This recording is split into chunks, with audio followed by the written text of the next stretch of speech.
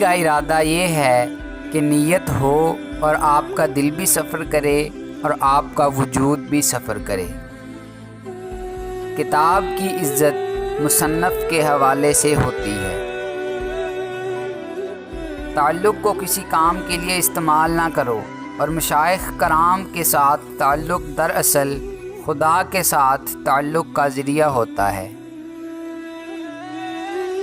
وہ شخص جس نے اپنے سے زیادہ کسی کو ایسا دانا نہیں مانا کہ اس کی ہر بات کو بغیر تحقیق کیے ہوئے تسلیم کر لے، تو اس آدمی پر دانائی نازل نہیں ہو سکتی۔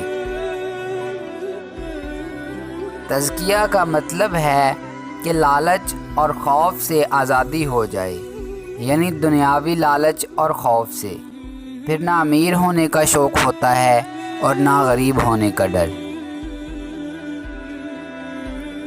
آپ جس کو غائب کہہ رہے ہیں وہ حاضر ہے، اور جسے حاضر سمجھ رہے ہیں وہ غائب ہے۔ باقی ہمیشہ حاضر ہے اور فانی ہمیشہ ہی غیر حاضر ہے۔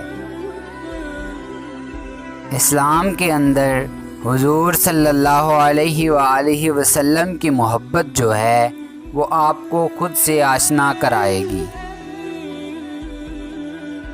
اگر ہم لوگ اپنی زندگی کے فیصلوں کو اللہ کا حکم مان لیں تو پھر کوئی گلہ نہیں رہے گا۔ اپنی ذاتی پسند اور ناپسند کو نکال دیا جائے تو نتیجہ اللہ کا قرب ہی رہ جاتا ہے۔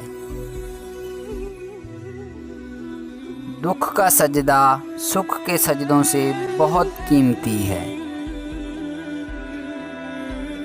جہاں تک ممکن ہو لوگوں کو سکون دو اور ان کے ساتھ نیکی کرو اور خیر خواہی کرو، اس طرح تمہارا اپنا کام بن جائے گا۔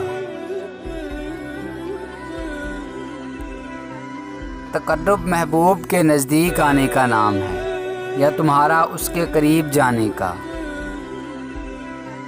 آپ صبر کے ساتھ چلتے جائیں، اور آپ کا جوہر جو آپ کی خاک میں ہے وہ ظاہر ہو کر ہی رہے گا۔ اپنے ایمان کو تقویت دینے کے لیے اطاعت کا راستہ اختیار کرو۔